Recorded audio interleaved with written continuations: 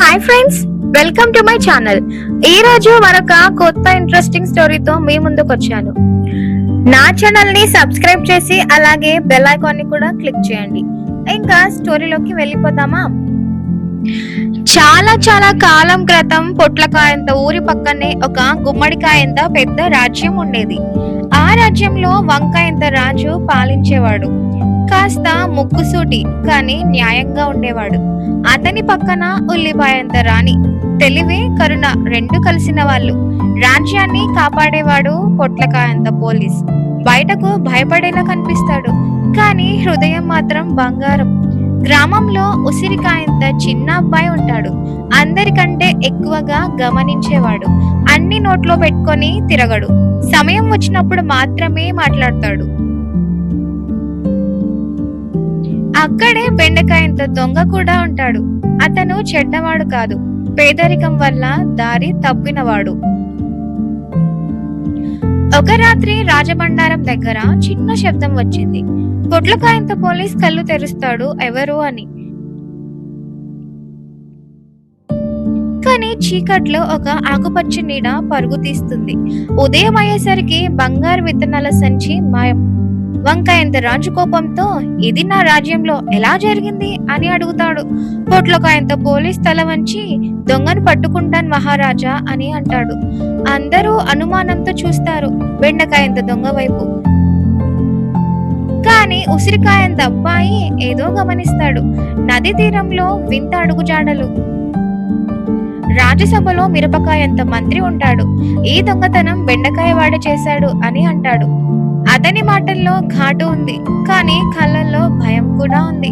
ఉసిరికాయంత అబ్బాయి నెమ్మదిగా రాణి దగ్గర చెప్తాడు, రాణి అమ్మ, మంత్రి గారి గోదాం దగ్గర ప్రతి రాత్రి దీపాలు వెలుగుతున్నాయి అని అంటే ఉల్లిపాయంత రాణి నిశ్శబ్దంగా నవ్వుతుంది. ఇప్పుడు ఆట మొదలైంది అని అంటుంది. రాణి ఆదేశంతో నకిలీ బంగారు సంచి తయారు చేస్తారు. దాన్ని నది ఒడ్డున పెడతారు. ఆ రాత్రి నిజంగానే ఒక నీడ వస్తుంది. అది బెండకాయ దొంగ అయితే కాదు, మిరపకాయంత మంత్రి. పొట్లకాయంత పోలీస్ మొదటిసారి ధైర్యంగా దూకుతాడు. ఆగు అని అంటాడు. మంత్రి పారిపోతాడు, కానీ జారిపడి పట్టుబడతాడు. రాజ్యసభలో మంత్రి ఒప్పుకుంటాడు. నాకు ఇంకా ఇంకా కావాలనిపించింది అని అంటే వంకాయంత రాజు గర్జిస్తాడు. నీవు నా నమ్మకాన్ని మోసం చేశావు.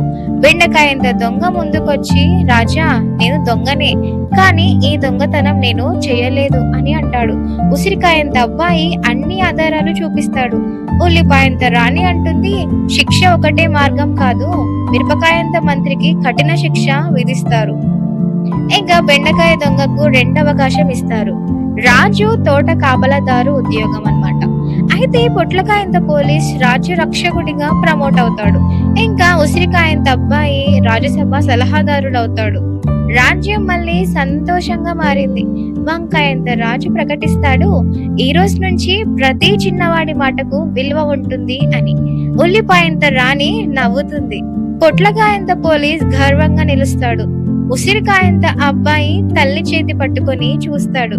కథ ముగుస్తుంది, కానీ నీతి మిగులుతుంది. మోరల్ ఆఫ్ ద స్టోరీ ఏంటంటే, బలం కాదు, బుద్ధి ముఖ్యం. అబద్ధం ఎప్పటికైనా బయటపడుతుంది. కరుణ మార్పు తీసుకురాగలదు. చిన్న వాళ్ళ మాటల్లో కూడా పెద్ద నిజం అనేది దాగి ఉంటుంది. సో నీకు ఇలాంటి స్టోరీస్ ఇంకా కావాలి అంటే నా ఛానల్ ని సబ్స్క్రైబ్ చేసి అలాగే బెల్ ఐకాన్ ని కూడా క్లిక్ చేయండి. లైక్ చేయండి, షేర్ చేయండి. Thank you for watching.